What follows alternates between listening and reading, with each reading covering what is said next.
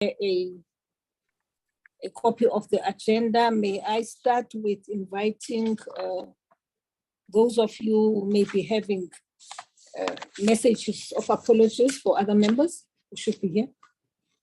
Any apologies? Madam Speaker, we have received an apology from Honorable Singh.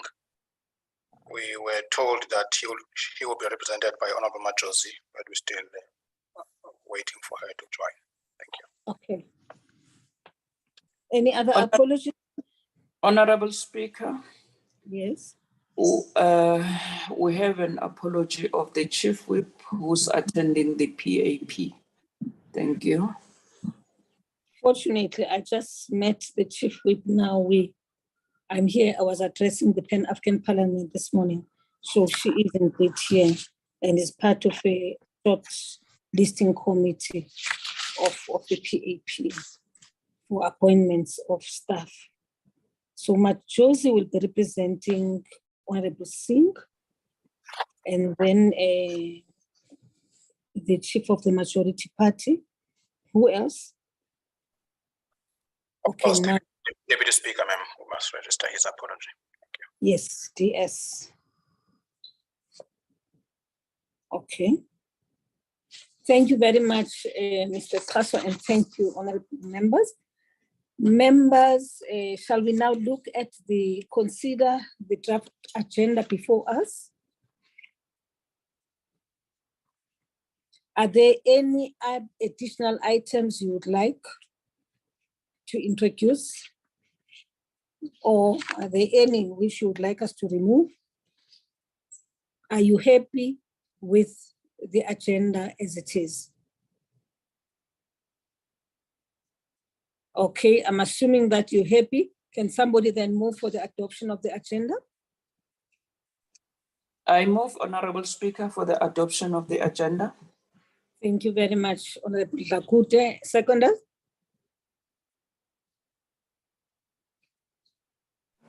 Madam Speaker, I second the adoption of the agenda. Thank you, Honorable Korenov. Thank you. We then proceed to deal with issues under, let's look at draft minutes of the 2nd of September. Do we all have copies of the draft minutes or can we fly to them? Thank you very much.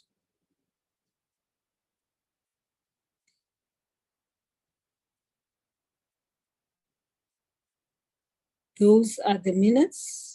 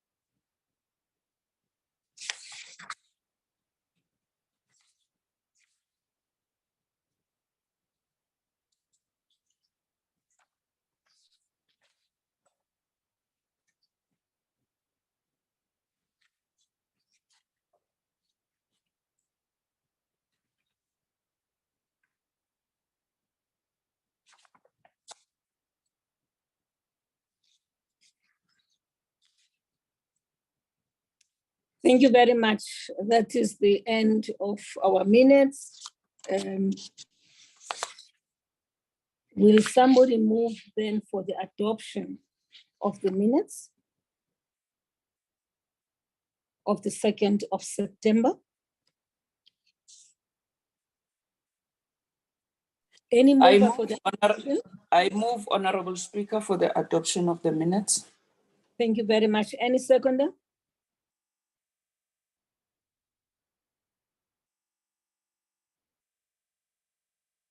What's I happening second, this morning? I second the adoption of the minutes, Speaker. Thank you very much, Honorable Kwahube. We then proceed then to deal with matters arising out of the minutes. I will now recognize Mr. Kaso to report on matters arising. Madam Speaker, thank you so much. Several matters were referred to the subcommittee on the review of rules. Those would include interpellations, a committee on the presidency, questions. Those issues are carried in the report of the subcommittee, which is item number 2 on the agenda.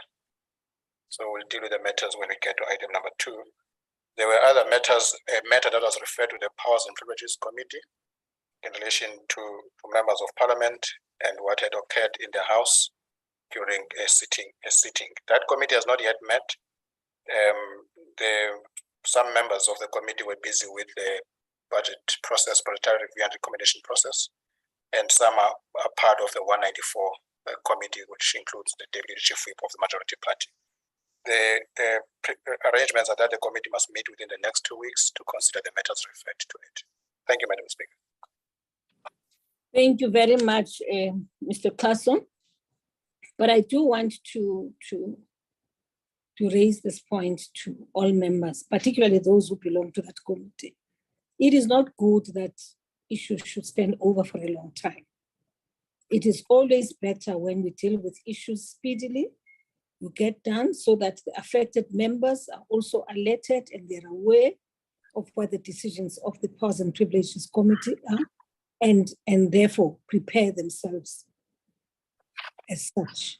So if you could just deal with that at some point, there is no reason why issues should be discussed until such time people have time. People should find time, even on a virtual platform, if needs be, to deal with some of these issues. Thank you very much, Mr. Kaso. Now, having dealt with matters arising, shall we then proceed to deal with item number 5? Item number 5 is the discussion on process of handling the Zondo Commission recommendations and the President's plan of action, which was presented to us.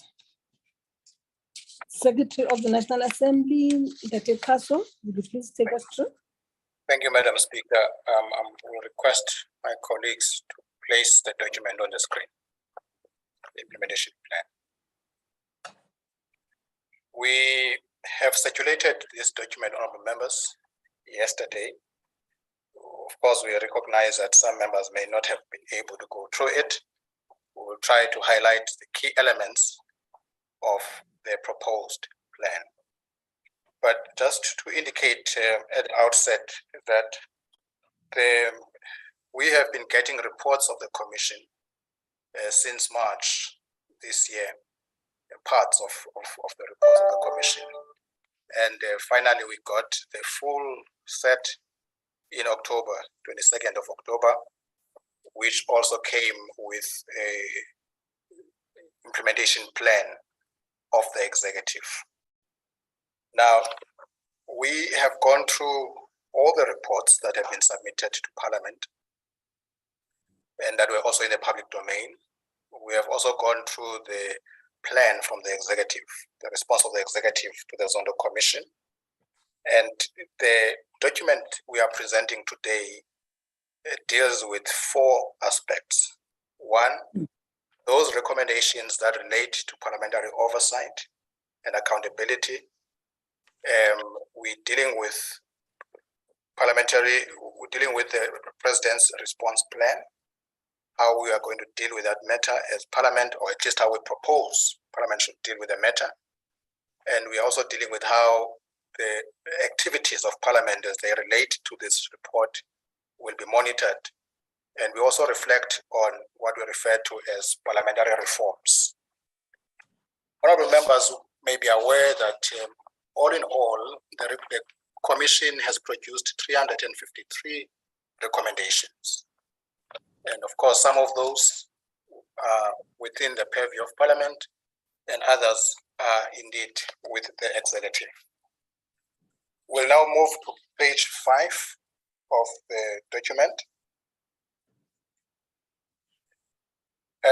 What we are dealing with here, 1.2 years.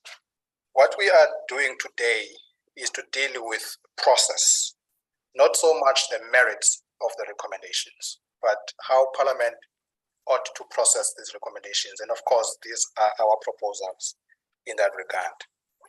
In terms of how these recommendations are to be processed, there are two aspects, and I will get to some detail in respect of one of these aspects.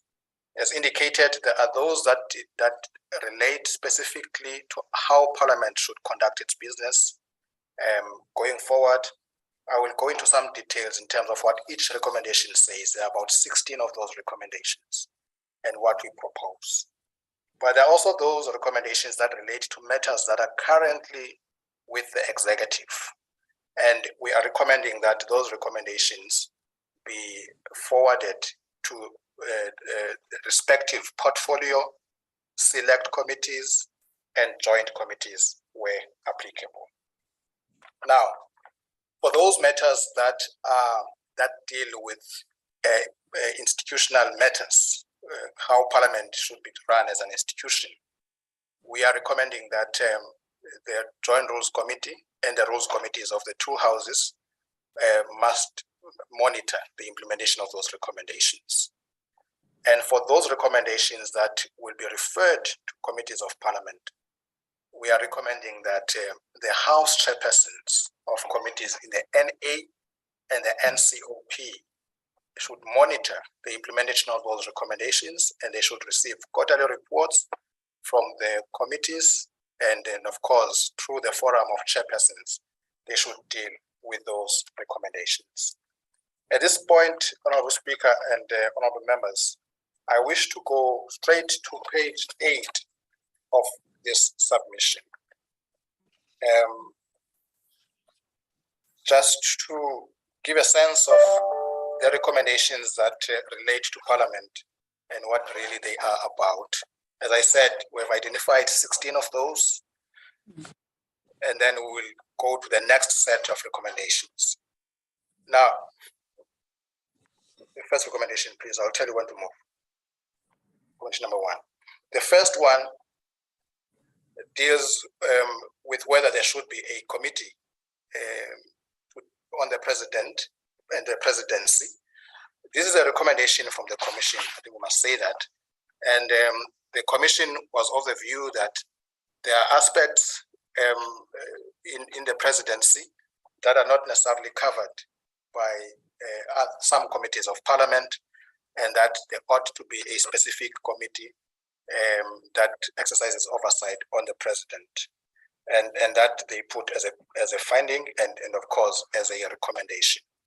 What we would like to say there is that this matter has been discussed in this committee before, and the matter is currently before the subcommittee on the review of the rules of the NA, and today the subcommittee will say how far it has gone in terms of considering the matter. And therefore, in terms of the structure that should continue to deal with this is the NA rules in the NA, and of course in the NCOP, it will be the NCOP committee if it is found that they should deal with that matter. The second recommendation deals with whether we should introduce a hybrid system, constituency-based system with elements of proportional representation, basically we should amend the current electoral system. And all the members will recall that I think it was in 2003 that there was a task team, I think it was called the Electoral Task Team, led by Dr. Slabert, that dealt with elements of this. And so the Commission has gone back to some of those issues, and it's recommending that Parliament should consider this matter, whether this is desirable. And of course, we are saying here there is currently a bill before Parliament, Electoral Amendment Bill, which deals with an aspect of this, which is independent candidates running for elections. That bill is at the moment before the NCOP. And so the structure that is dealing with that bill will be the Home Affairs Committee and the Select Committee. That is what is dealing with that bill at the moment. But of course, when it comes to the issue of possible constitutional amendment, the Constitutional Review Committee would be the committee dealing with this matter. The next one.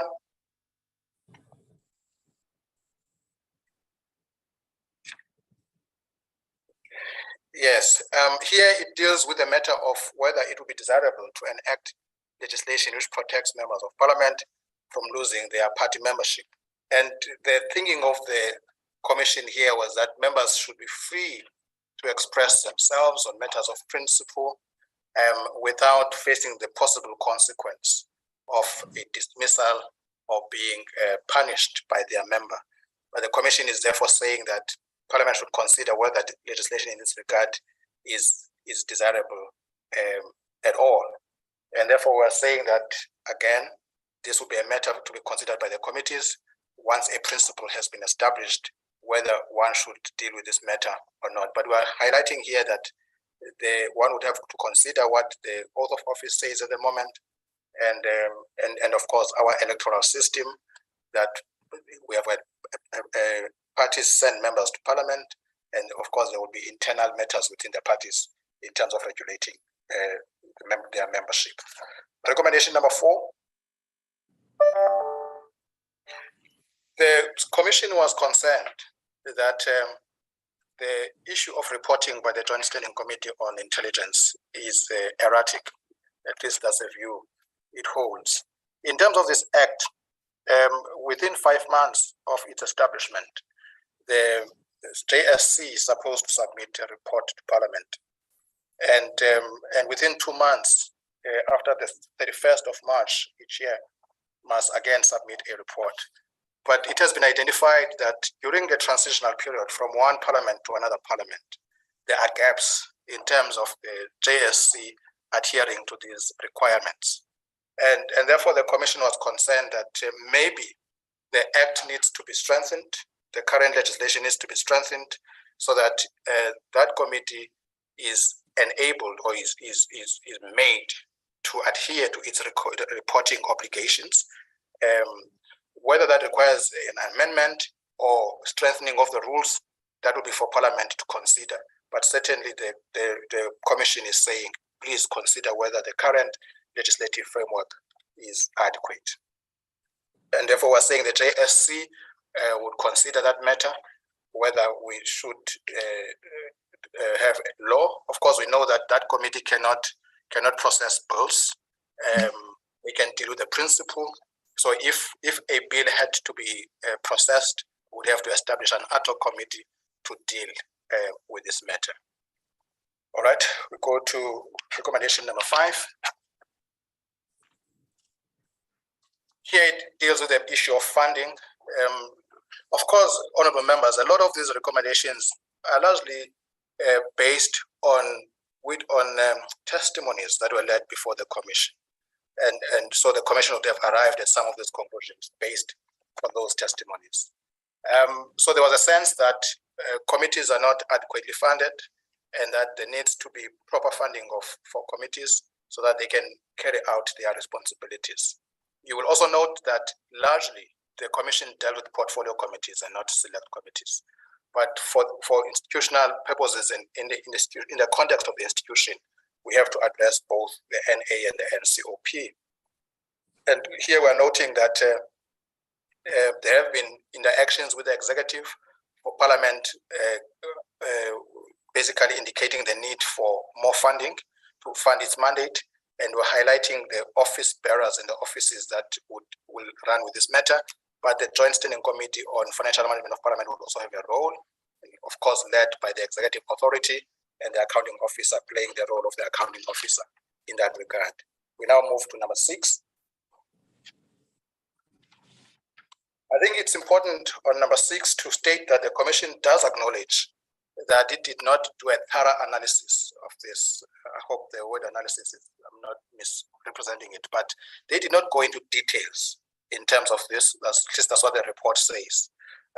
But here they believe that if our researchers were had the necessary or the skills were improved, and they will be able to be effective. The commission was concerned that there seems to be, I think it uses the word overdependence on those who are supposed to exercise oversight over. And therefore, that Parliament needs to be able to have its own expertise to support its members, to support its committees. And therefore, the upskilling of those responsible for that would be necessary. But as I say, honorable members, the commission did say that it did not carry a detailed study on this matter. So at least it made that observation. Recommendation number 7. There's a concern that the executive tends to submit reports that is supposed to submit late, and that Parliament needs to do something about that, so that the executive can be held responsible and accountable for this. So it may mean that we need to improve our rules. It may also mean that we need to legislate on this matter.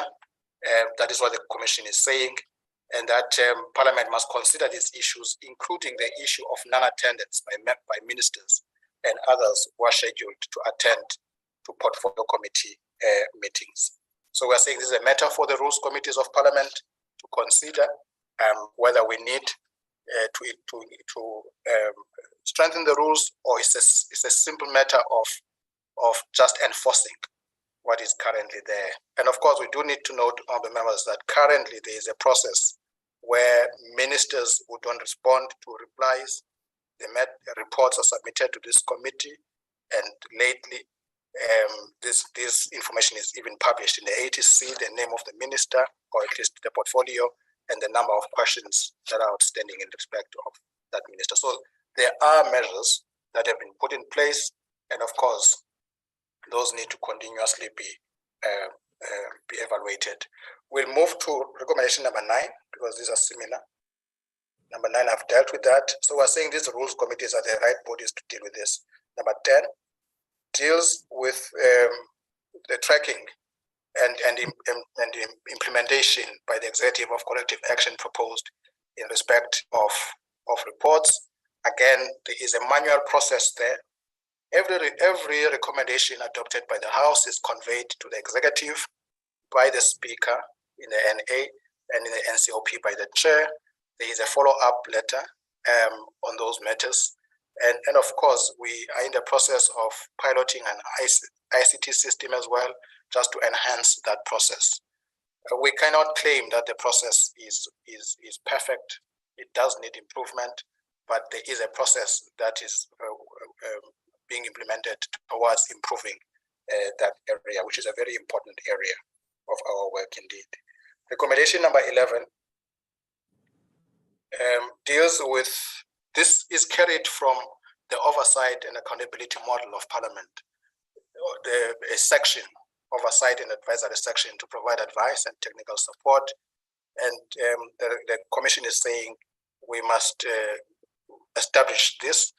And of course, that is a matter for the Secretary to Parliament to decide whether we need a section or a unit or a division, or we just need to make sure that the function is indeed carried out without necessarily creating another structure. Then number 12, there's a principle here, a notion of a mandatory accountability. This is carried from a report by Professor Hugh Coder and others that was produced in 1999. This is a study that was conducted before we had our oversight model. So the oversight model of Parliament is largely based on that study.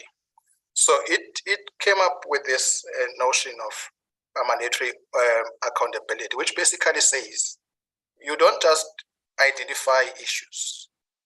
You identify issues and put remedial interventions in place. You correct that as well. And there was even a suggestion that we could have, I think it's called Accountability Standards Act. Accountability Standard Act that Parliament could put in place to make sure that when we identify gaps in terms of executive action, we do something about that. Both the Hugh Corder report and the commission have indeed identified the need to tread carefully there, so that we don't violate the principles of separation of powers in terms of our limitations in implementing some of these issues. So, but the recommendation is that we must consider whether this is desirable or not. And we're saying that the Joint Rules Committee and the Rules Committees are the correct bodies to consider that matter. Then recommendation number 13.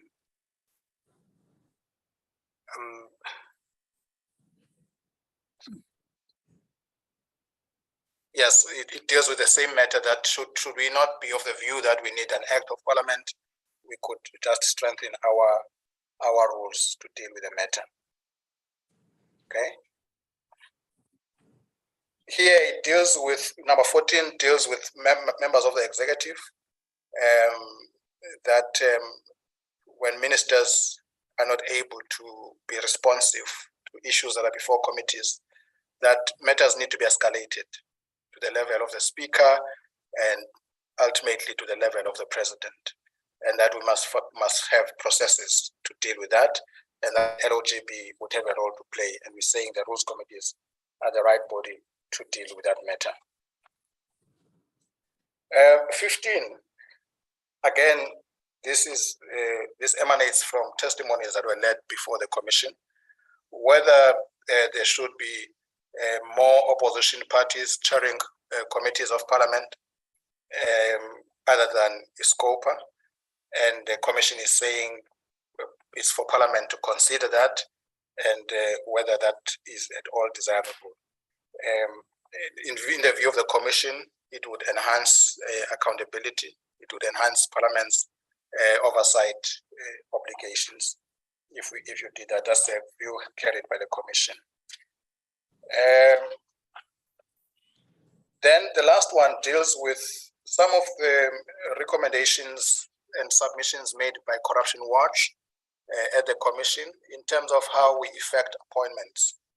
And largely those inputs by Corruption Watch dealt with issues of transparency, issues of public participation, issues of multi-stakeholder participation in the process. And basically, Corruption Watch says that these matters need to be institutionalized. This deals with issues of appointment to, for instance, Chapter 9 institutions, or any other appointments that Parliament is involved with. And of course, it takes it further, even in terms of appointments in the executive domain, that there needs to be particular principles that are taken on board when those appointments are made. Honorable members, largely these are recommendations that relate to the functioning of Parliament and how Parliament could be strengthened so that it becomes effective, according to the Commission, to carry out its mandate. And I have now presented what each recommendation deals with.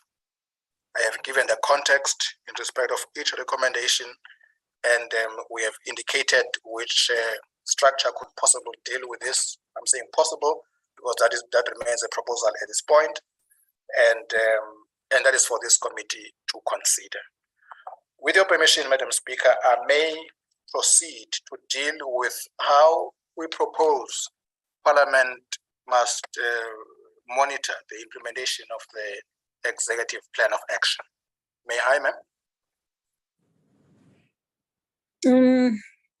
You know, Mr. Kaso, I'm not sure. I would have wanted us to deal with one issue at a time.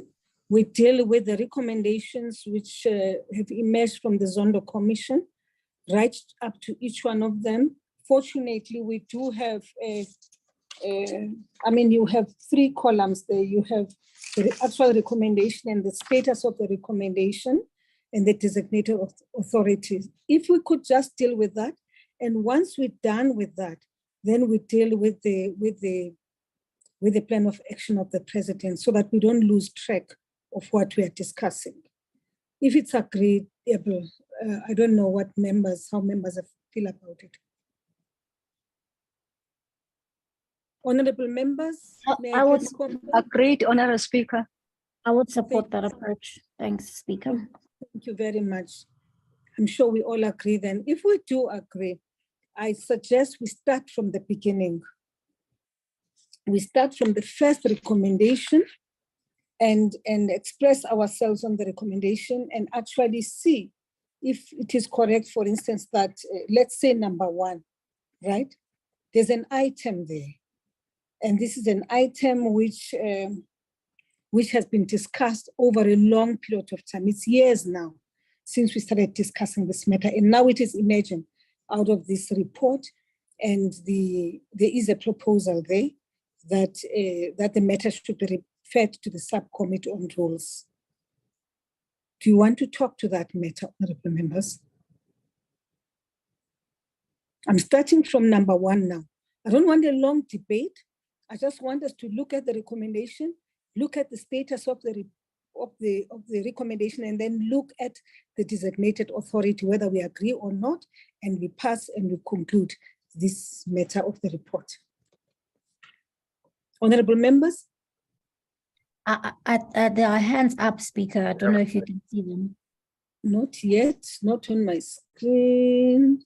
We Okay, have I see Honorable Kwahube, Honorable Lisuma, Honorable Korenhoff, and Honorable Zakude for now. Honorable Kwahube, you first shot, yeah. Thank you very much, Speaker. The matter, I think, is going to be contained in the report of the subcommittee, because the subcommittee did engage with it in our last meeting. But I think the fact that it now is part of these broader recommendations is quite instructive for us to move on it, because I think there was no overt disagreement on in principle of that. And so I think that the designated authority is correct. It should be the Rules Committee here. And I would urge that we move on it quickly, because I agree with you. It's been a long time coming. Thanks. Thank you very much, Honorable Kwahube. Honorable Lisuma. Thank you very much, Honorable Speaker. If I had a choice, I would have requested Honorable Dlakute to speak first, but nevertheless, having given me the opportunity, and good morning, Honorable Speaker and colleagues on the platform. Chair, I'm not too far from what Honorable Kwahube is raising to say, probably we can agree that let the Rules Committee then continue be seized with the matter. And fortunately, it's already there, as Honorable Kwahube is saying. Although the only trick is probably, let me stop here, because we're not taking any decisions, we're still just engaging, so that at the end, then we take decisions. Because there is if I can just be transparent on this one, when we started initially, we didn't have, it sounded as if we didn't have a quorum. And if then we complete each and every item without having a confirmation of a quorum, then it will necessitate, Honorable Speaker, without chairing from the benches, that at the end, then we solicitate the quorum, so that then we know we have disposed of these matters. Thank you very much. Thank you very much, Honorable Lisuma. Honorable Korenhoff.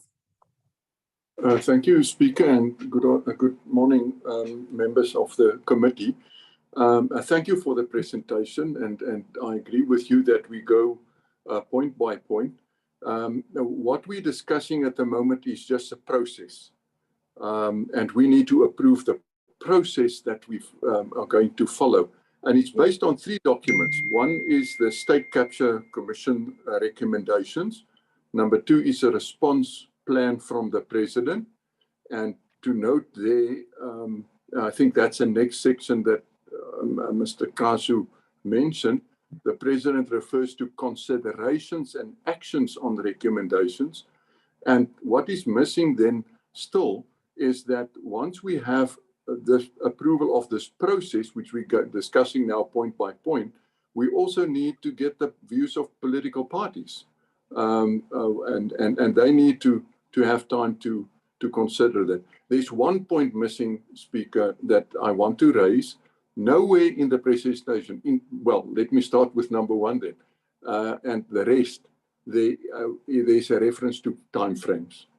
I think we need to apply our minds in dealing with this process, that we do put a time frame in each of these recommendations that we're discussing. I have no problem with number 1. Thank you. Thank you very much, honorable members. Honorable members, once more, as articulated now by Honorable Korenworth. Before Mr. Kaso presented the 15 or 16 recommendations of the Zondo Commission, he did make the point that right now we are dealing with the process and not the issues.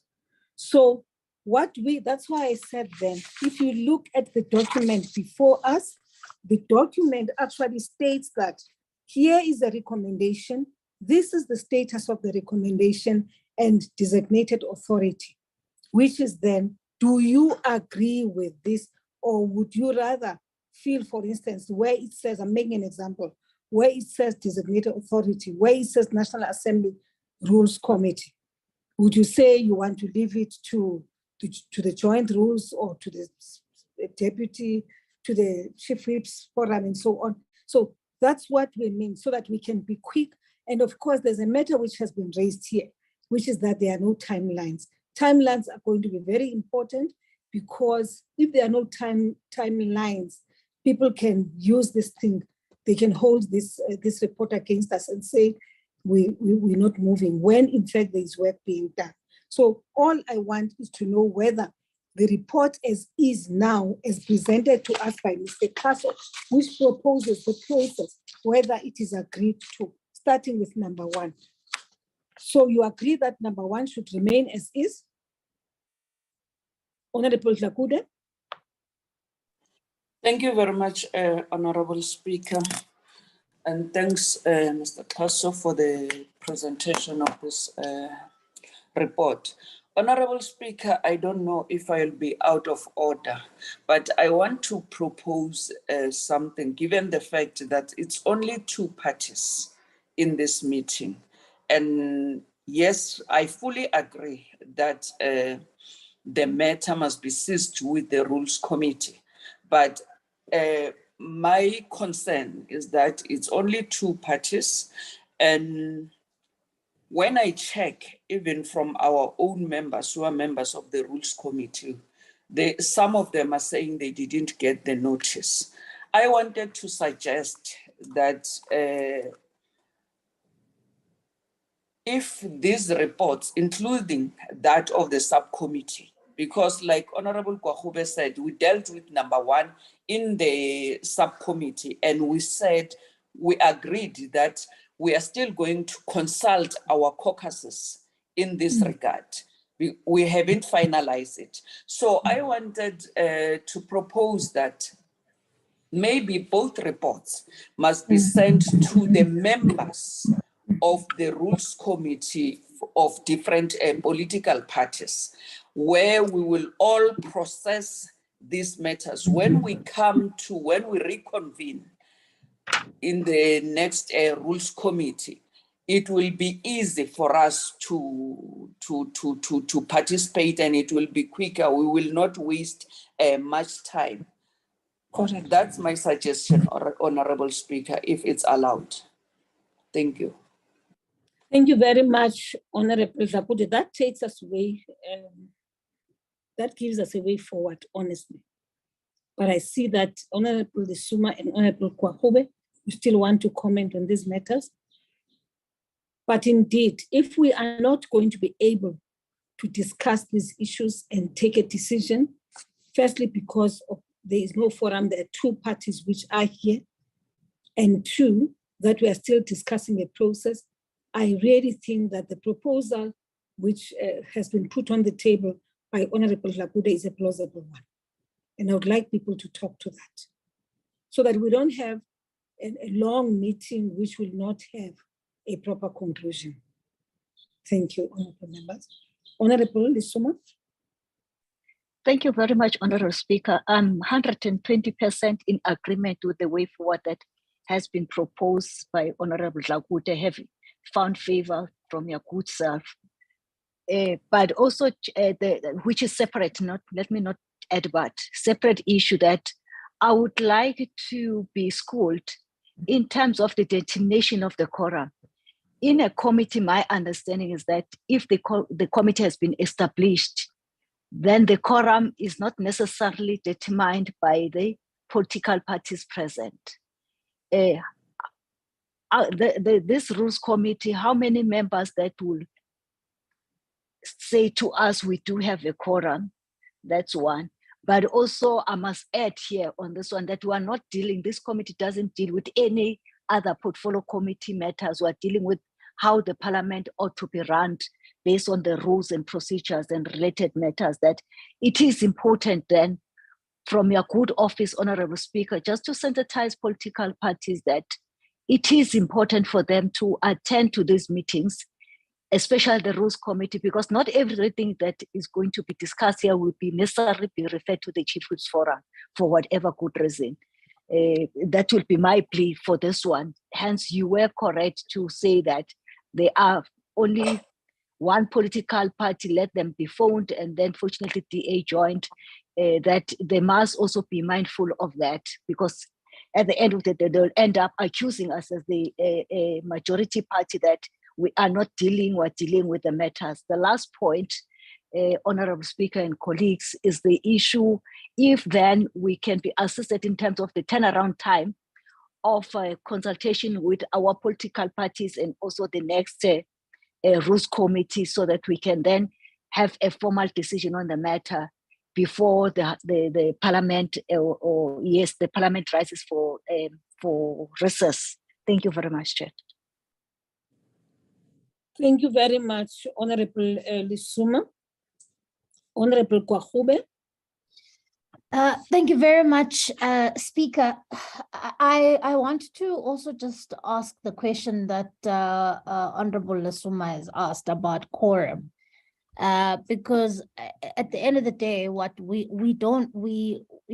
had received the notice for this meeting and the agenda items on what was going to be discussed, and I would hate for the work that needs to be done, which quite frankly, Speaker, is urgent, to be hobbled by those who are absent. So I think that if we do have quorum, Speaker, I think what you and Mr. Kaso had indicated at the beginning, which is that can we agree on the process?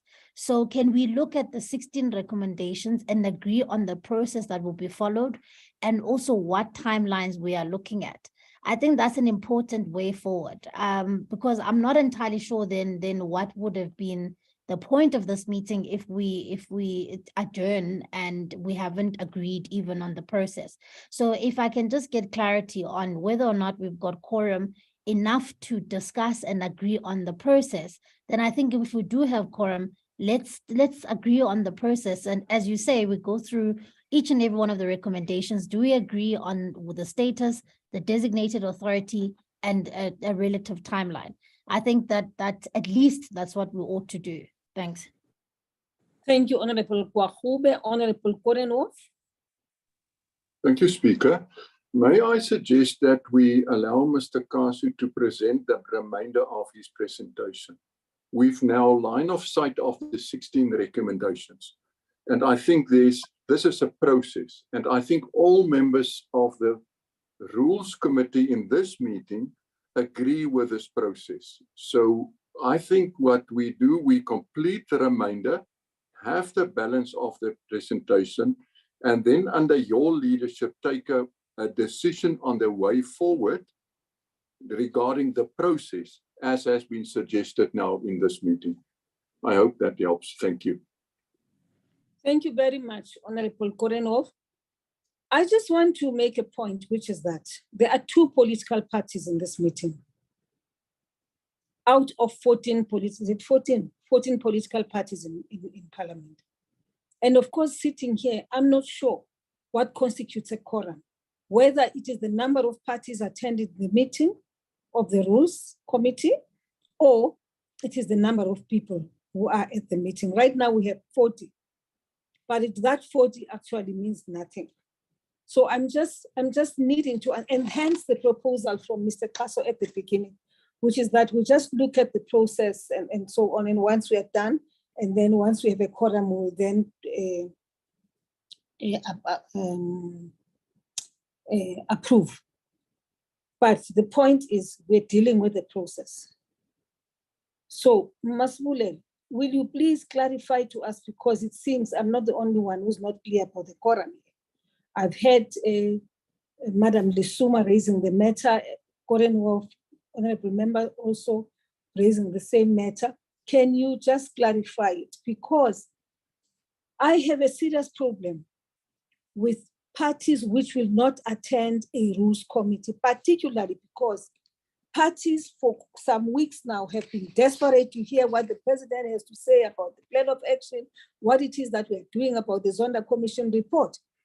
And people were informed at the level of the NAPC that these reports will be coming here to the Rules Committee for a discussion. Now the reports are here and people are not here. People are not attending the meeting. And yet people have been desperate to receive these reports so that they could take decisions on how to take the process forward. So I'm just making the point that I am also very unhappy. I want to express my displeasure about the fact that currently we have two parties in a rules committee meeting, when everybody knew that this particular rules committee, amongst others, will discuss both the issue of the recommendations from the Zondo Commission report and the plan of action, which has been delivered by the president. So, on Mr. Kaso, can you please help us? And then we'll be followed by Honorable. Yes. Yes. My apologies, Speaker. I just heard the Speaker saying that you've got only two parties. I'm sorry, Honorable Machozi. I'm sorry. Yes, no, it's me apologizing, Speaker, because I've just logged in. I was waiting for the login details and I did not get them, but I did get the briefing from the Chief Whip that I must attend today because he is busy with other commitments. So I did say that I will attend, but I only got the login details now. That is why I've logged in. So I just want to say to Speaker that the IFP is represented as well.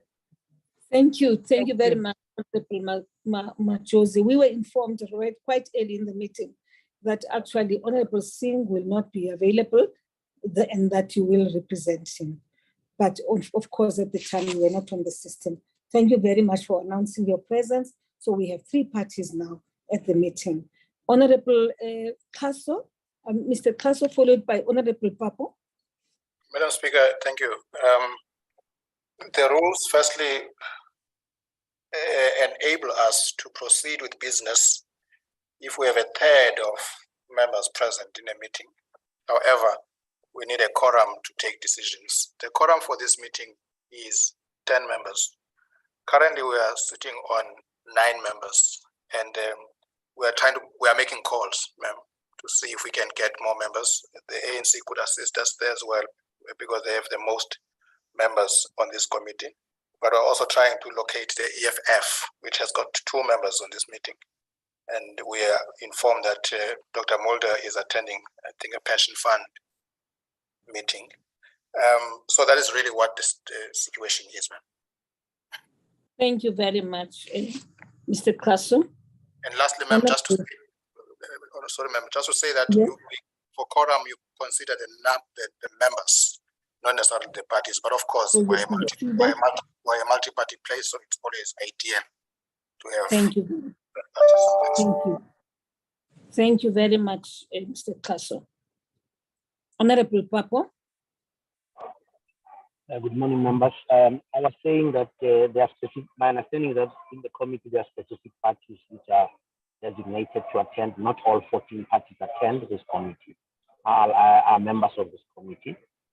But the Speaker raised an issue of a procedure, the process. If the recommendations are then formally presented together with the ones of the rules subcommittee, then the committee can then reconvene before by Friday. It has to be by Friday, the 2nd, to then take decisions on on the matters, the recommendations which would have been made, and the ones from the subcommittee. So I agree, Speaker, that as long as the reports are placed before the committee, then it can be convened. The latest would have to be the 2nd of December to make this decision. Thank you, Honorable Papo. Honorable Buroto. Thank you, Speaker, and good morning, colleagues. Honorable Speaker, having listened to how Mr. Kaso has been going on and explaining the recommendations, I believe that at this stage, yes, we cannot take decisions, and maybe we might need, as the Honorable Deputy Speaker has said, that we might need to also discuss it among ourselves and then come up with the proper a recommendation from this rules committee at the meeting that already the date has been suggested. But I would really appreciate it if we proceed, because this is an opening eyes for us in this meeting, that we proceed and listen to all the other recommendations as Mr. Kaso had asked whether she proceeds or we go to the first one and second and so on from the ones that we are dealing with up to number 15. So can we just get to another section and then just get information? And if we are having, we will come back with more understanding after he has introduced this work that we are doing today, to come and give our decisions on each of the recommendations. Thank you, Speaker. Thank you very much, Naboroto. Honorable members, there's a proposal then that, having dealt with the 15 recommendations from the Zondo Commission report, we then proceed to receive a report from Mr. Kaso on the plan of action which was presented by the president. So we just get all of that information and internalize it, and perhaps then allow for those of us who are here in this meeting to go to our parties to further consult, so that at the next meeting, I heard Mr.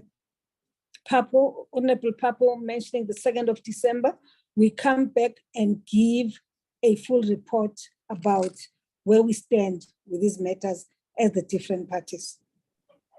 Speaker, I think the second was, Speaker, I think the second will be too late. Let me withdraw that proposal, because we still need to have the rules committee meeting and then take a decision, then presenting it to the House. I realize that it would be wrong to go for the second. It will be late. That's right. Okay, thank you very much. We will then decide on the date. Honorable members, without prolonging a discussion on this matter then, allow me to then grant Mr. Kaso permission to proceed with the actual plan of action. Thank you, Madam Speaker. I will now proceed to page 17 of the report.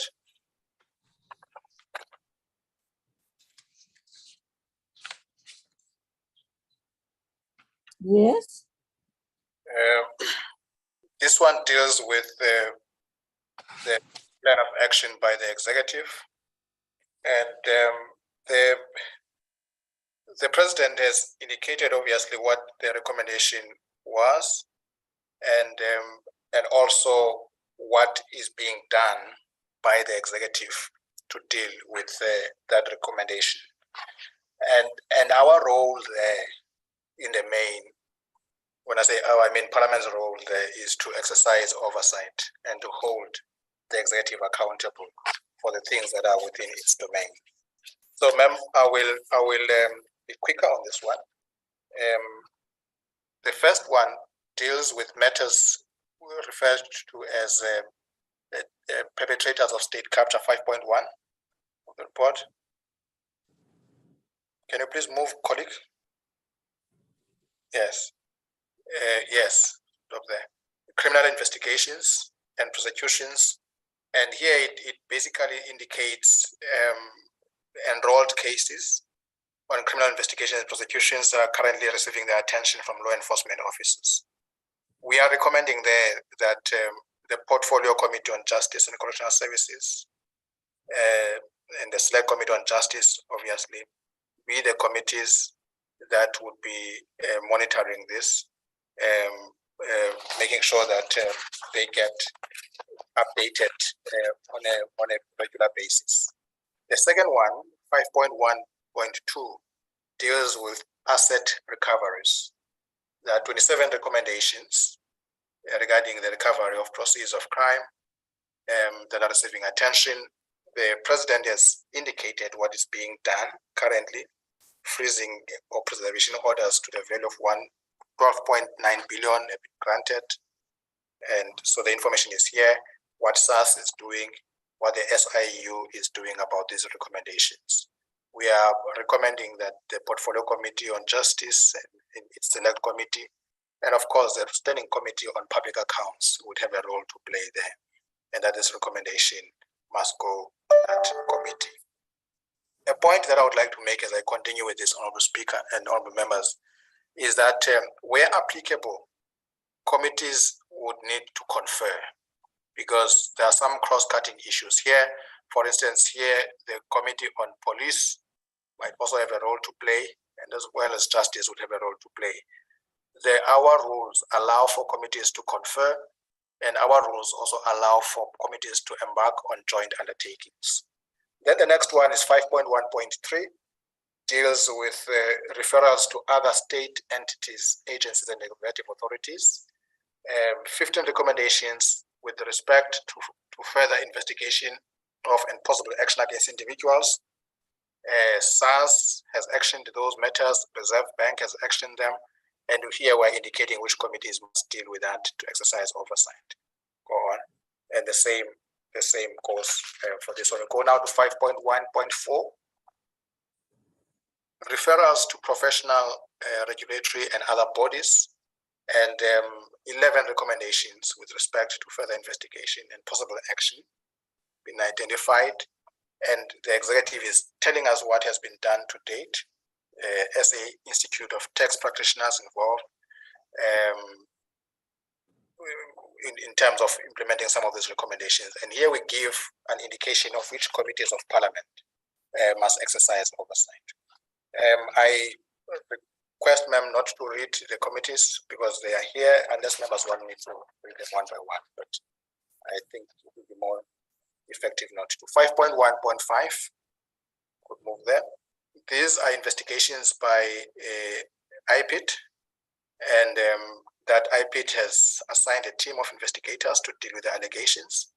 We have the Portfolio Committee on Police there and the Select Committee on Security and Justice of the NCOP.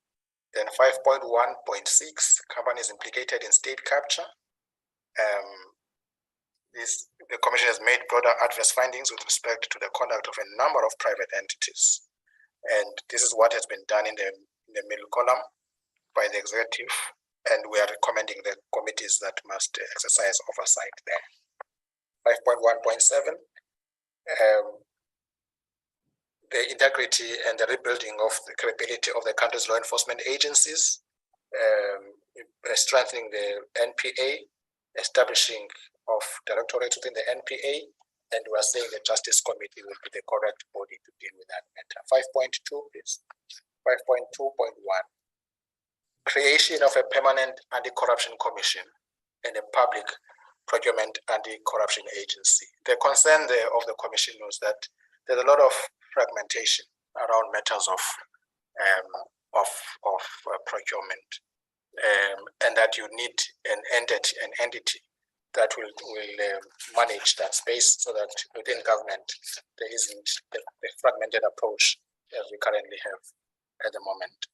Then 5.2.2 also deals with procurement reforms, and that these matters are serving before NEDLAC, and of course the Director General in the President has a role to play there. And we are here identifying committees that are meant to oversee that process. Then we go to 5.2.3, stabilizing and reforming state-owned enterprise.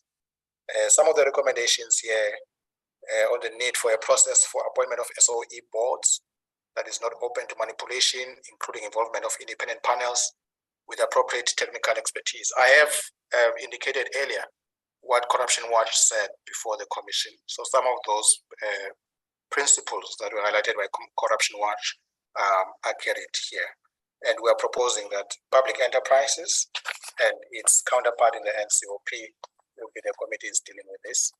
Response to abuses by the private sector, proposal or recommendations for amendment of Companies Act, and amendment of Prevention and Combating of Corruption Act, and amendment of the Political Party Funding Act to criminalize donations to political parties in the expectation of access to contracts. And of course, here we are also bringing in the Rules Committee, which would obviously deal with the principle. And previously we had an ad hoc committee that dealt with this bill when it was a bill in Parliament, and that may be the same approach. Hence, we are proposing the Joint Rules Committee would deal with that matter and decide what structure must process the issue in Parliament. We now proceed to 5.2.5, reforming intelligence agencies. The Commission has gone extensively on this matter in terms of its report, and it cited particularly what happened around 2009. 2009, and where the NIA and Secret Service were combined into SAA, and how that was done by way of a proclamation. And the Commission's view is that the role of Parliament was usurped, and that was only corrected later on in 2013, where Parliament got involved in the matter. But the recommendation is that these again be separated so that we have domestic intelligence and we also have foreign agency intelligence service. So that is really the context of this. At the time in 2009, 2010, it was done by presidential proclamation, and the Commission has expressed concerns about what happened at that time. Then 5.2.6, protection and incentives for whistleblowers. Here we are recommending that Justice and Correctional Services Committee deals with the matter and its counterpart. 5.2.7, restoring the South African Revenue Service. And here we're recommending the Standing Committee on Finance and of course, its counterpart in the NCOP. Improving measures to combat money laundering. And we're recommending here the Finance Committee and its counterpart. Reforms to the electoral system, we have dealt with this matter when we're dealing with matters before Parliament. But there's also here the matter of direct election of the president. Of course, that is a matter for constitutional review. If there is a view that this is a matter that must be pursued, it would have to go to that committee. And the reform of the electoral system, it would go to Home Affairs if the view is that this is a matter that must be explored. And then there's a creation of a criminal offense of abuse of power and constitutional political malpractice, creation of a criminal offense abuse of power process. And here we are saying that the Portfolio Committee on Justice and Select Committee must deal with that matter. And then 5.2.11, responsibilities of the President and Premiers for actions of ministers. Here the President says that he will undertake a review of the positions of those members of his executive implicated in wrongdoing in the report and determine on a case-by-case basis what. Of course, we know that the amendment were implicated, and those matters were then referred to the Joint Ethics Committee, In fact, we need to correct that, not Joint Rules Committee. We refer to the Joint, we apologize for that. Refer to the Joint Ethics Committee. It has dealt with some of the issues. I'm just not certain now whether all of them, but certainly it has dealt with some of the issues that affected honorable members as raised by the Commission. And then there's a comment that 5.1, 5.2.12, the leader of government business to interact with Parliament's presiding officers on the recommendations that relate to interface between Parliament and the executive, and that we are saying that the Joint Rules Committee will facilitate that while we'll get reports, but the executive authority of Parliament will obviously be the one that are involved there. And we have spoken to the issue of budget, and that there are currently interactions and interventions between the executive and Parliament to improve Parliament's financial spending. And then there are recommendations about strengthening the auditing system and professionalization of the public administration. We're aware of some of the announcements that have been made recently about the professionalization of the public administration. There is one recommendation that all the members would like to just highlight. I forget which page it is carried. Where there is a recommendation from the Commission for a commission that would, in a sense, oversee the executive and Parliament. And the context there, the Commission was concerned that, according to the Commission, a lot of things, wrong things happened, and that Parliament did not, according to the Commission at least, do what it was meant to do in some respects. And the Commission is of the view that there may need to be a body, in a sense, that oversees Parliament and the executive.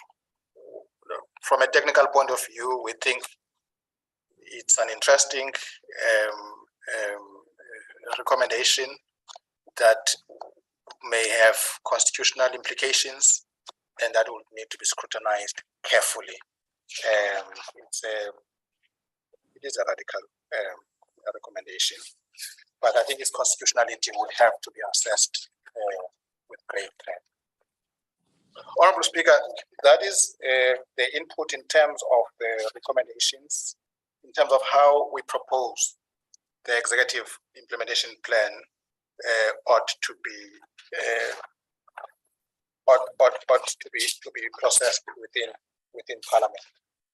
And we have highlighted in page 29, and I don't really wish to go to the detail of this, is some of the issues that are being done by Parliament. But even before I get there, let me just underline what I said earlier.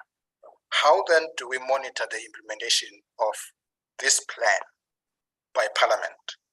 We are recommending there that the House chairpersons for committees in the NA and the NCOP be the offices that exercise or that monitor the activities of committees in relation to this matter.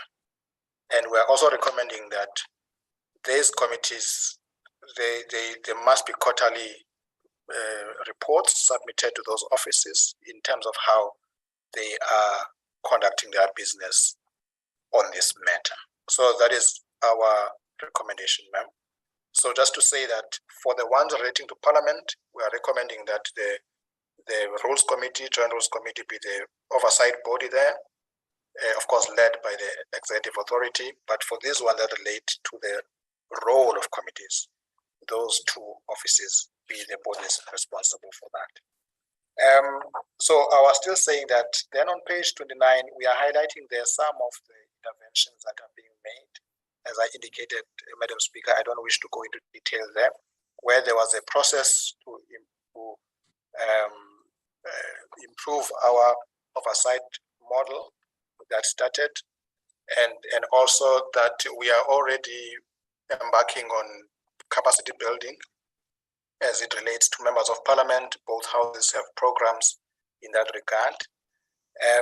We are also saying that we will conduct an assessment of what has been done in terms of some of the studies that were conducted in Parliament, because a lot has been done, by the way, not everything. Whether you talk of the CODA report, whether you talk of the independent assessment of Parliament, which highlighted the issues of public participation, where matters of the public democracy offices, where parliamentary democracy offices were highlighted, and oversight scrutiny of delegated legislation, where those issues were highlighted. So there will need to be a report on what Parliament has done to implement some of the recommendations there. Ma'am, lastly, with your permission, so that we conclude this matter now, I would like to request Dr. Gabriel to just highlight some work, because we had indicated before that as Parliament, we went through each of the reports. We summarized each report so that members of Parliament can be able to just go through those reports, those research reports, and get all the information they need about the Zondo Commission. So with your permission, ma'am, Dr. Gabriel will be brief to just highlight that, and then we'll close our submission on this matter. Thank you, Madam Speaker. Thank you very much, Mr. Kaso. Dr. Gabriel, are you here? Good morning, Madam Speaker, and good afternoon, Madam Speaker, and good afternoon, members and colleagues. Speaker, I will be brief, as Mr. Kaso has indicated. Just to indicate that a core team within the Parliamentary Research Unit worked through all parts of the Commission's report, and we issued and developed a special bulletin, which was distributed to all members of Parliament on the 3rd of October this year through the info alert system. What this bulletin does, Madam Speaker, is that it extracts in table format all the recommendations and provides a summary of the context that informed the recommendation, highlighting the most pertinent matters in the Commission's discussions that led to the specific recommendations that the Commission has put forward. The bulletin covers all 6 parts of the Commission's report and the various volumes within each part of the report. We also provide page number references to the full report for each recommendation, and we cross-reference each of the recommendations with Part 6, Volume 4, which is the summary of all recommendations of the Commission. In addition to that, we also propose the portfolios or the committees in Parliament that should oversee executive action in terms of the specific recommendations. And we indicate which agency or government department should take action in terms of each recommendation. We have not, Madam Speaker, analyzed or made any pronouncements on the feasibility or validity of any of the recommendations. So the research bulletin is really intended to assist members to engage with the entire report, and also to easily focus on matters of specific interest to various portfolios or specific members of Parliament. That is just the summary of the research bulletin. Thank you, Madam Speaker. Thank you very much, Dr. Passon. Honorable members, that's the report from Mr. Kaso and team. Do we then agree that, having received these reports, that we should now allow for parties to take the reports, the members to take the reports back to their parties for purposes of consultation, so that at the next meeting, we have a meaningful debate on the matters and we finalize the issues? Mr. Papo, honorable member. I'm not sure whether the Rules Subcommittee report will be presented so that it also undergoes the same process, so that some of the issues there can also be decided at the next meeting. Okay, thank you very much. Then in that case, I invite Honorable Zakute, Honorable Zakute, to present. There's a hand, Madam Speaker. Okay. Honorable Kwakube. Speaker, just for my clarity, so now what is going to happen is that another meeting will be set up during which we will do what we wanted to do today, which is adopt the process that the Rules Committee is going to take in dealing with the report. Am I understanding you correctly? Yes, correct. That is the proposal. Thank you very much. Honorable Papo, have you raised your hand again? I thought I'm inviting Honorable Jakude now to present the report of the subcommittee.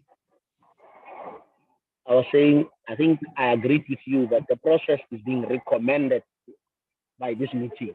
And then in that meeting, it will be formally adopted. That process which was outlined is being recommended. That's my understanding of your summary. So that in the next meeting, it can get adopted by the 10 plus members of the committee. Honorable Jakude, will you please come in and present your report?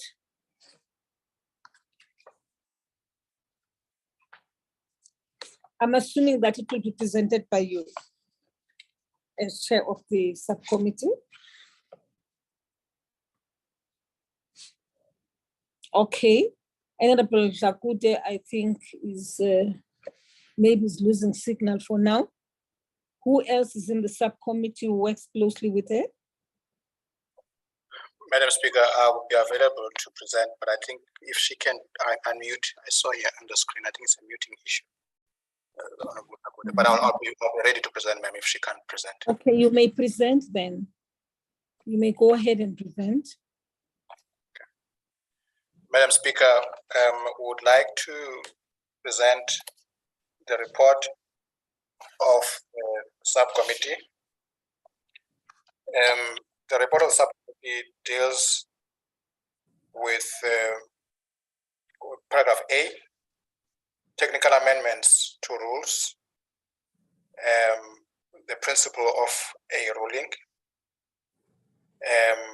which was presented or brought about by Honorable Mazone, procedure to regulate display of placards and objects in the House, as well as the use of virtual backgrounds, and opportunities for members to raise matters in the House with reference to questions to the executive. The subcommittee has met to discuss on the 13th of May and 27th of May to discuss these matters. And of course, it agreed on the technical amendments and also on the issue of Mazone. And again, on the 2nd of September, the Rules Committee referred additional matters to the subcommittee. This dealt with the delayed replies to questions, a review of operating procedures in the rules, and proposals to introduce interpellations and proposal for oversight committee over the president. And of course, they met again on the 21st of October and finalized this issue. And therefore, ma'am, on the first one, being the technical amendments to rules for virtual hybrid sittings, here it was just to clarify that these rules deal with both virtual and hybrid sittings. Initially, it was largely talking about virtual meetings, but we just thought that technical adjustment will assist so that there is no confusion in terms of the scope of the rule. We have that in rule in Annex A of our submission, and as I say, it's just a technical issue of inserting the word hybrid where applicable. And therefore, I don't propose that I go to each of those because indeed, ma'am, it's a technical adjustment. And then the referral of a principle of a ruling. On 16 March, Honorable Mazone wrote to the Speaker to request that the Speaker refers a ruling given by the Chair of the Energy and Minerals Committee when a portfolio committee met, and these rules relate to rulings and points of order, respectively. In a letter, Honorable Mazone described that in response to a view raised in the portfolio committee by Honorable Malham, another member, Mr. Kula stated his objections were based on the superiority of believing whiteness and nothing else, and that because we are white, we are correct, and there's no sense and no logic. So Honorable Mazwana reported this matter, and her request was that the principle of this ruling should be dealt with by the Rules Committee, because the rules do allow a member to approach the Rules Committee for the principle of the ruling to be dealt with. Now, having deliberated on the matter, the subcommittee recommends that the Rules Committee affirm the principle of freedom of speech, as well as the need for members to refrain from making allegations of racism and generalizations and intolerances with regard to matters such as tribalism, sexism, homophobia, xenophobia, and so forth. And this applies in respect of the House and also in respect of the of committees. There is no requirement for the Rules Committee to introduce a new rule. The Rules Committee is just reflecting on the principle, and therefore the Rules Committee is confirming the approach to those matters, that there should be intolerance from the side of Parliament for that kind of behavior. Then paragraph D deals with procedures to regulate the display of placards and objects in the House. Honorable members may be aware that currently there is no rule that deals specifically with placards. This matter emanates from events that happened early in the year, where there was a display of a placard, and the Chief Whips Forum dealt with the issue, and the forum was of a view that placards should not be allowed, and of course it proposed that presiding officer should enforce that matter, and of course the correct committee to deal with rules matters is the Rules Committee. And the subcommittee has dealt with the matter of placards, and its position is that, and its recommendation is that members should be prohibited from bringing placards and objects into the House, except with the prior permission of the Speaker. That is the position of the subcommittee. And in Annexure B, that we have attached, I would just like to go into detail there. So if this committee agrees with this, it will be adopting a rule amendment, because currently Rule 64E does not deal with the issue of placards. So the rule will go as follows: that part that deals with dangerous objects. Member may not bring weapons of any kind, nor dangerous or threatening objects or articles or replicas of such into the chamber. Non-dangerous or threatening objects, articles, or placards, member may not bring those things into the chamber except with the prior approval of the Speaker. So placards will not be allowed in the chamber except with the prior approval of the Speaker. And then B, I'll just later on, I'll just show what the actual text of the rule says. Just B deals with 2B with reference to the issue of backgrounds. The Rules Committee has adopted a guideline that deals with, or the subcommittee is recommending the guidelines that deals with how members should show their backgrounds when they are on the virtual platform.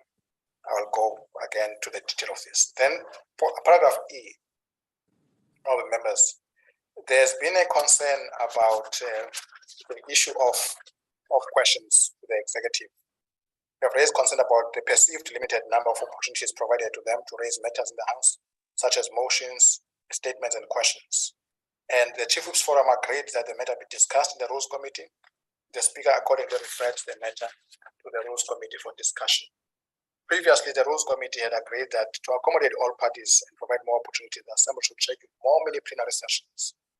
In terms of questions, however, the subcommittee discussed the possibility of limiting the number of questions posed to ministers for oral reply to questions.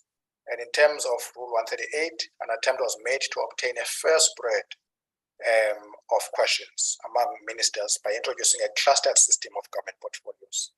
In so doing, the Rules Committee intended for a fair spread of questions on a question day. However, political parties were allowed to determine priority questions. So the subcommittee recommends that consideration be given to reducing the number of questions in terms of the current quota of 10 per minister on a question day to 4 per minister. So currently, a minister can respond to 10 questions. And the unintended consequence of that is that you could have a dominance of one minister during a cluster.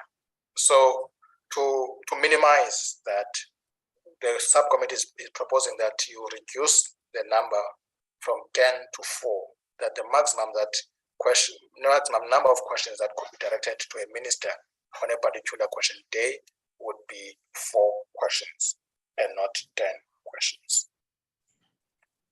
And then the issue of delayed replies to written questions and guidelines thereto. The Rules Committee received a report on the reasons for delayed replies by members of the executive and proposal to assist the process. This was pursuant to a new procedure which provided that Speaker should intervene in the event of delays. The Rules Committee referred the proposals to the subcommittee. The subcommittee discussed the report and proposals and resolved that, as a principle, it supported the imperative of timely and comprehensive replies by the executive to members' questions. It was nevertheless mindful of some of the challenges arising from certain types of questions. So the recommendation was, in the context of the discussion, the subcommittee proposed that the Rules Committee endorse the following. Concerning the scope of ministerial responses and their answerability on functional areas of concurrent responsibilities between the different spheres of government and how this impacted on the timelines of replies, questions to the executive should take into account their respective competencies. And in the case of questions that sought information from government, such questions should take account of the non-availability of information before the pre-democratic era. I do need to contextualize this, Honorable Speaker. The issue here is that some departments, by design, in the sense that they get information from the other spheres of government, and therefore there would be delays,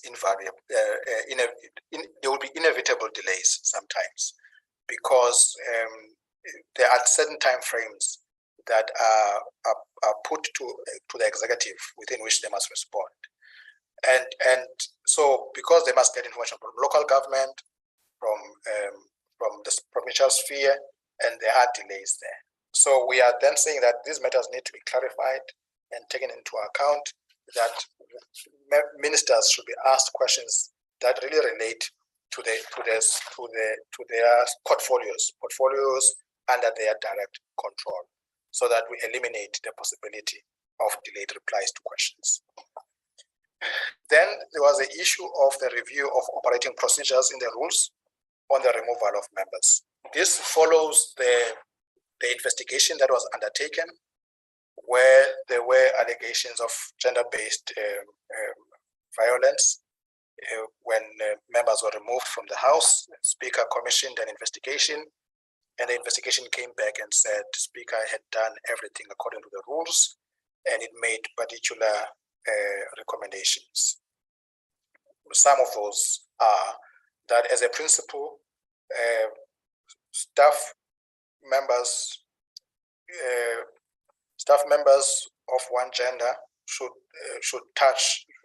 not touch another gender, for instance, and the same. Even members of parliament of one gender should not touch a member of staff of another gender. Basically, these procedures are giving effect to that recommendation from the report, and we are placing this before the Rules Committee for consideration. Then there was a matter of interpellations.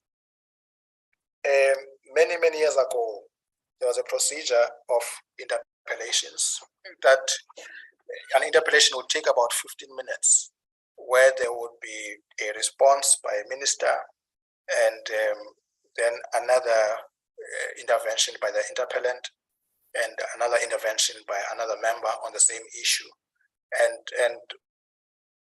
15 minutes for an interpellation. It was a hybrid arrangement, because you had interpellations, but also you had question time as we know it. So there was a recommendation that we need to reintroduce interpellations. And this matter was referred to the subcommittee on the review of rules. It had extensive discussions on the matter, and it noted the following. The subcommittee noted the following, that Parliament was receptive to proposals and reforms intended to improve its functioning, and debates and questions with the executive were an essential tool for members to hold the executive to account, would be given to refining these mechanisms and the efficiency of procedures to this end. The subcommittee proposed that political parties discuss in their caucuses the proposal to reintroduce interpellations. So the subcommittee has not taken there was no agreement on the matter, and that the subcommittee proposes that political parties discuss in their caucuses this matter before the Rules Committee can take a final decision. And then there was a proposal for an oversight committee over the presidency. The Rules Committee referred this matter after it had been raised by Honorable Singh and to the subcommittee. The subcommittee allowed Honorable Singh an opportunity to make a submission. And the subcommittee has emphasized the need for Parliament to conduct oversight and hold the executive to account and provide comprehensive mechanisms for this purpose. And it noted that the budget of the presidency was currently scrutinized by various structures, but that the Parliamentary Budget Office would be requested to analyze the details of the vote to identify possible gaps that may exist so as to inform further deliberations on the matter. So in this, not concluded its consideration of this matter. It has asked the Budget Office, and the Budget Office will be submitting on the 18th of November the document that was requested by the subcommittee on this matter. Honorable Speaker, I think at this point, with your permission, I would just like the colleagues to take us to Annexure B and Annexure C. That these two annexures support this report. Annexure B, please. The issue of amendment to NA Rule 64E. Yes, this is where the matter of placards is being dealt with. So if this committee agrees, this Rule 64E will be amended to include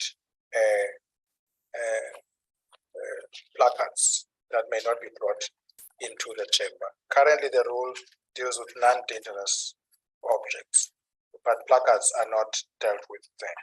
So that rule will now include placards, and that in the event that there may be a need for placards, members must obtain the prior approval of the speaker for them to do that. That is the recommendation of the subcommittee on the review of rules on the matter. Then colleagues, if you could take me to Annexure C.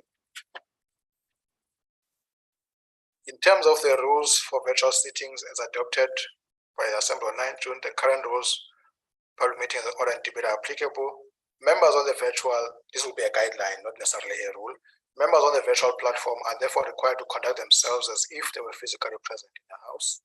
And members must use the current parliamentary background, one, or a blank background, or a blurred background, or a static picture of a member without party symbols or party statements. That is what the rule deals with.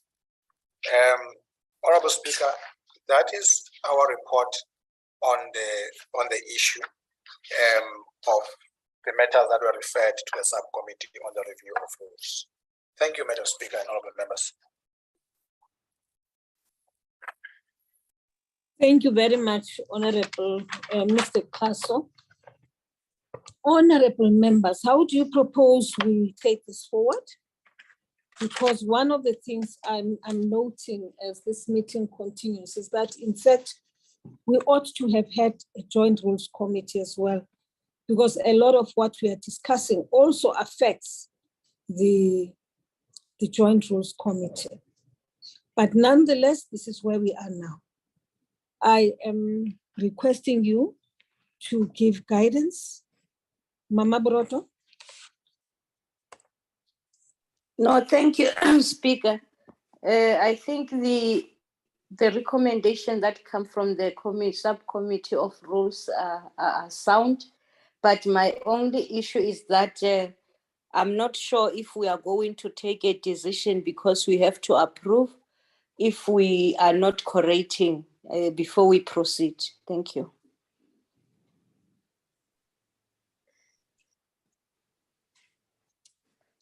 Mr. Carson,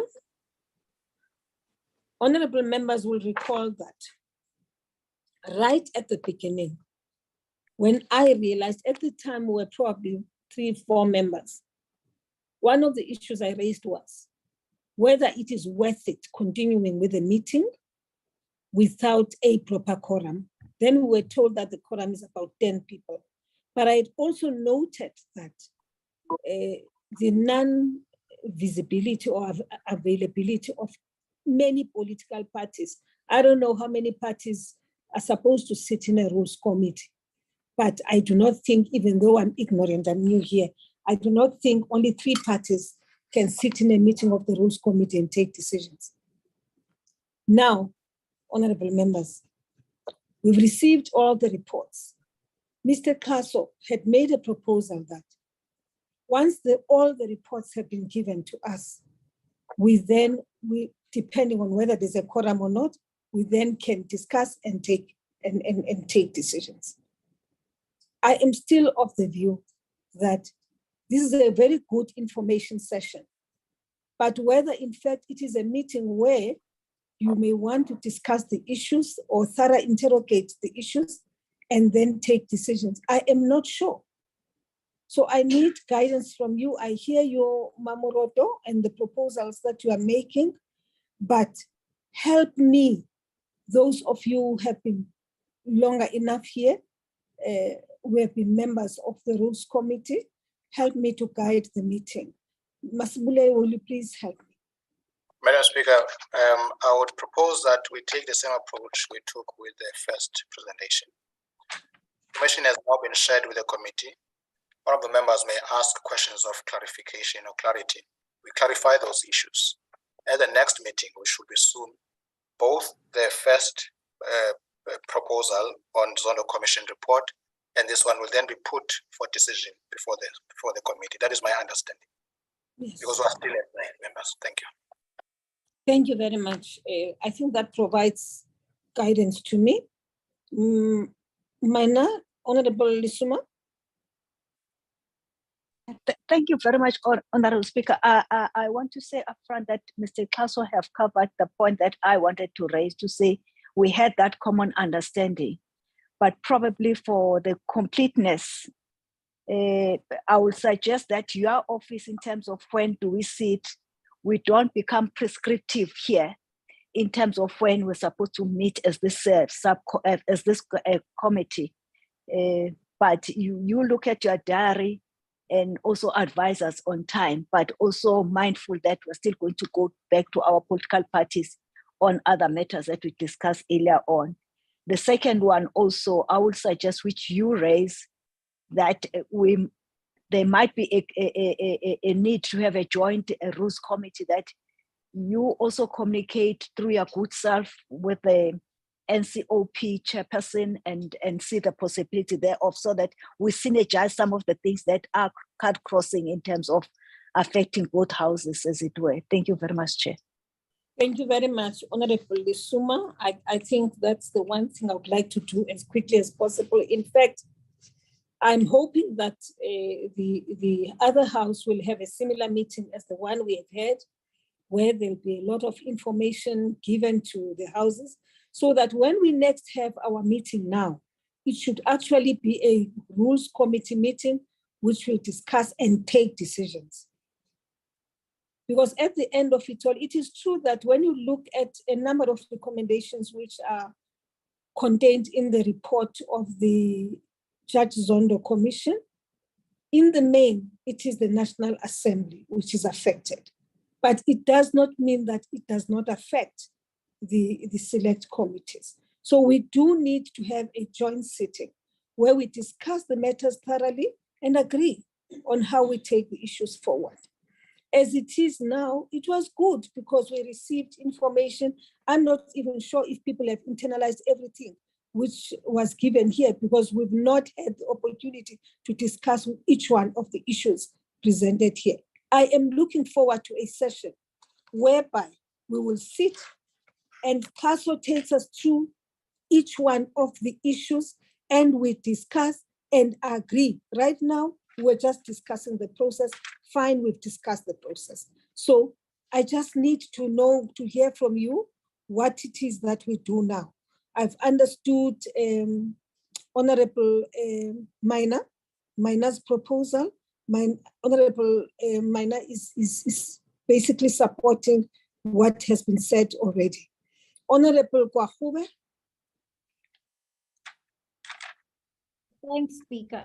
Look, I'm not opposed, Speaker, as you said, and as Mr. Khosa has indicated, that we don't have the necessary quorum. And I think over and beyond that, Speaker, you are correct in that these are some massive decisions which ought to be taken. And even if we do quorate, I think we quorate in terms of numbers of members and not political parties. I think it is important that political parties are well represented. And so I do hope that we will be able to set up another meeting fairly soon, and that political parties will present themselves to the meeting. But can I make a request, please?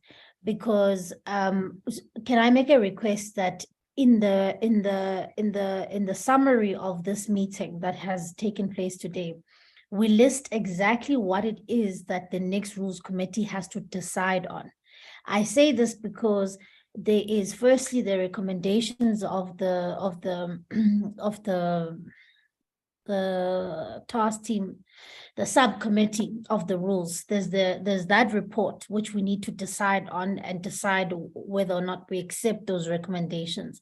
There's also two matters which the subcommittee has not made a decision on and has deferred to the Rules Committee. That's the issue around the PC on the presidency and the issue of reintroducing interpellations.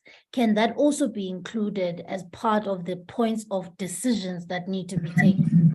And then lastly, of course, then the information that was presented here. I'm just saying that it would be useful to have a list so that even if people are consulting their political parties, they know when we come to the next meeting that these are the 10 things that we're going to need to decide on when we come here, so that we don't then at the next meeting, there's still some things that are still not decided on. Thank you. Thank you very much, Honorable Kwahube. Honorable Papo. My understanding is that we are going to take decisions on all the 16 proposals which Mr. Khosa presented as the views of the leadership of the National Assembly on how to take forward the Zondo Commission recommendations.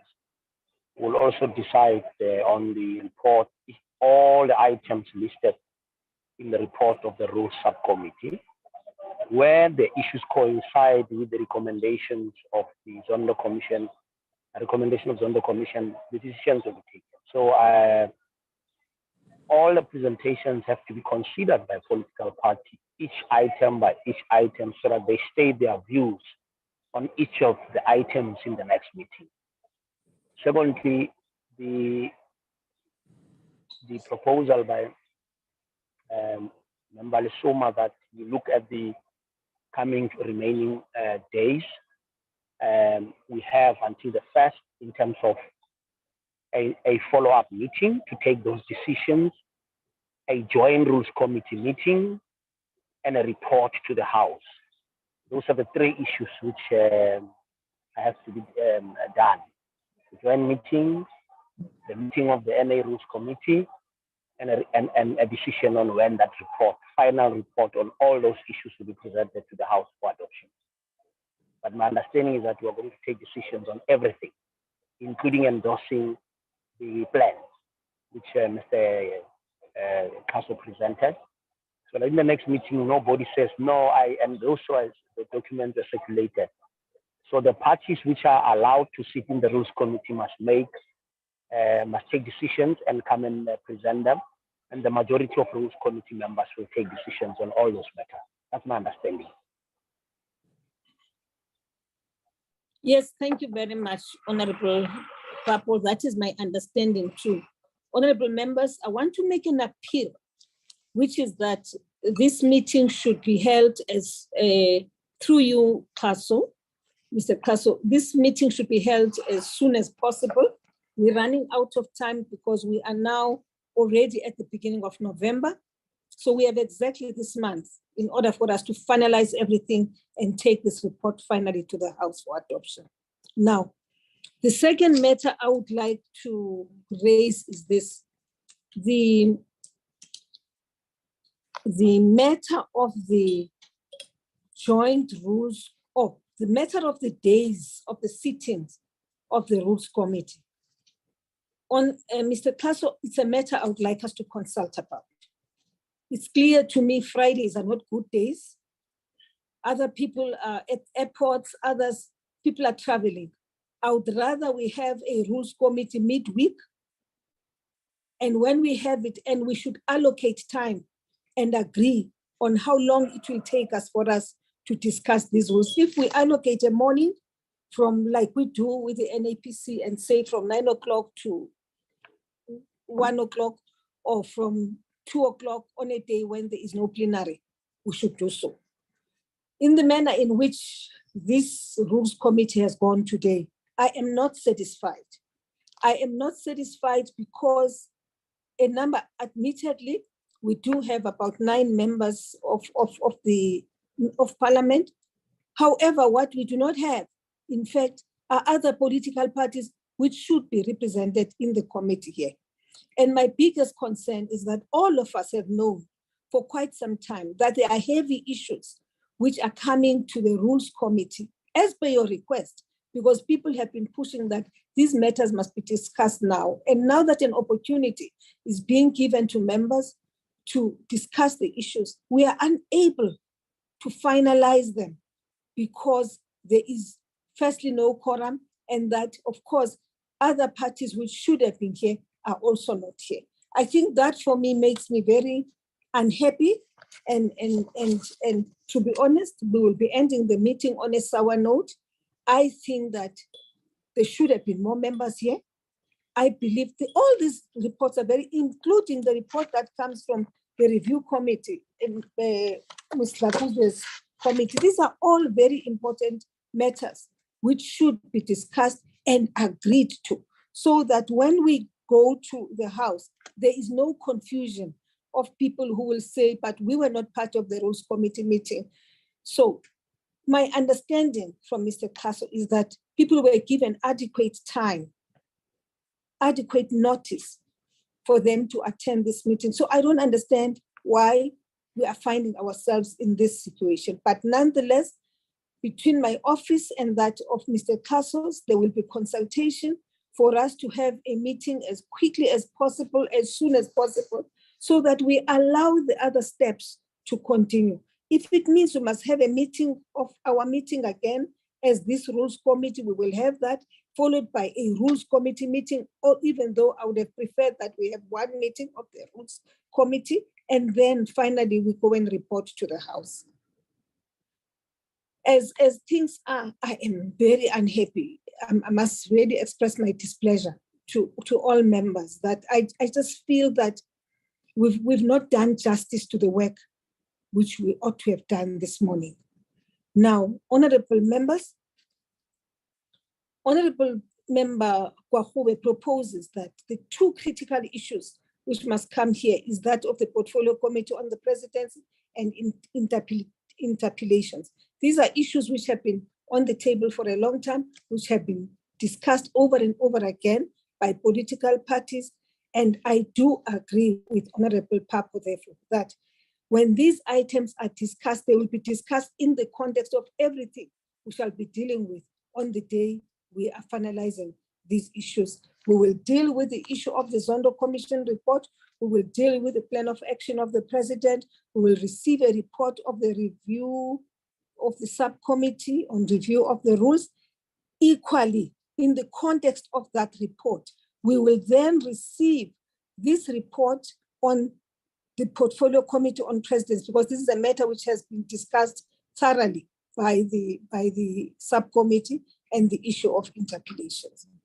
So mine is to really plead right now that we end this meeting, but request the office of Mr. Kaso, together with my office, to liaise on a date as quickly as possible to have a meeting where there is now discussion of these matters. There will be no reason for not having a discussion. People shall have had ample time to go through the reports, and people shall have had ample time to go and consult with their political parties.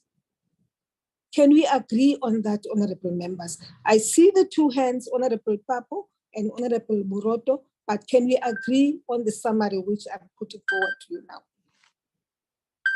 First. Agreed. Speaker, thank you. I really want to agree with your summary in that we really need to make sure that the subsequent meeting to this one happens sooner, because we have to finalize this before we rise in December. And I also want to agree with the Friday that it is problematic because of the travel. But if we used to have the rules meetings on Wednesdays, and if we need more time, all members of parties are represented in the Chief Whips Forum, which we can negotiate with to steal some of their time. And I also want to agree with you with the proposals that we need to meet as a joint rules committee, because on the recommendations on the report of the Judicial Commission, the response from the President, we really, there is a select committees that are all put there. And Mr. Kaso explained that even though this was for the National Assembly, but the issues are talking Parliament, which has got two houses. We really agree on to that one. And maybe lastly, just to say that, Speaker, let us not popularize the name of the Zone Commission. That's not the name of the commission. Let's call it by its right name, Judicial Commission of Inquiry into Allegations of State Capture, in these formal meetings. Thank you, Speaker. Thank you for the correction, Honorable Buroto. I see, Honorable Papo, that you still have your hand up. Is there any item which has not been covered which you would like to cover, or are you disagreeing with the summary as presented? I'm seconding the proposal, Speaker, and saying that the Joint Committee must only discuss issues which affect the two houses. On the issues which affect the NA, we must proceed as the NA, so that we don't, it's not hanging on the Joint Committee, and that we should not come in our meeting and start new in this meeting of the NA. We're not going to start presentations from scratch. People who have had the presentations today, and at some point, I think we had a quorum, but we are shifting just a bit to give people more time, so that people must then give their responses to each and every item presented. So that we're not going to start as if, just help you figure, as if this meeting didn't happen today. Because somebody who may not be here may pretend as if this meeting didn't happen, and also that documents were not circulated, and we can't work that way. So I fully endorse that, and that we need to make decisions and present to the House before we rise. Thanks. Thank you, Honorable Papo. Honorable members, one, we had a meeting today. We had a meeting today, and honorable members were supplied with reports, given reports.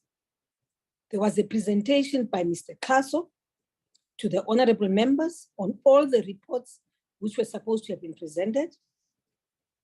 What this provides you with now is an opportunity to go back to the political parties you represent, discuss the issues as presented here, so that at the next meeting, we are able to take quick decisions on these matters, because these are matters which are hanging over us.